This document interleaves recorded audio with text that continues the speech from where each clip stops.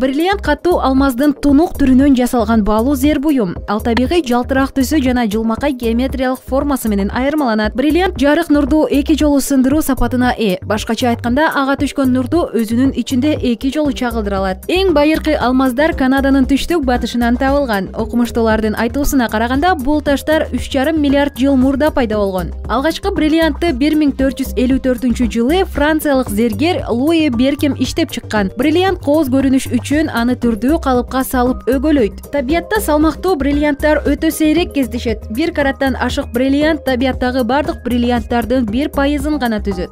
Салмагы боюнча бриллианттар 3 топко бөлүнүшөт. Биринчиси майда меле деп аталган таштар 0,29 каратка чейинкилери. Экинчиси орто меланж деп аталган таштар 0,99 каратка чейинкилер. Ал эми үчүнчүсү ири таштар 1 караттан жогоркулары солиттер деп аталат. Бриллианттар табияттан тунук, саргылт, күңүрт жана боз ала түстө болушу мүмкүн. Ак тунук бриллианттар табиятта сейрек кездешкени менен баалуураак. Бардык жагынан мыкты бриллиантка гана эң кымбат баа берилет. Салмагы чоң, бирок өңү начар же туура эмес өгөлөнгөн таштар кичинекей болсо дагы кемтиксиз таштарга караганда арзан болот. Башкача айтканда, 5 караттык бриллиант менен 2 караттык бриллианттын баасы бирдей болушу толук ыктымал.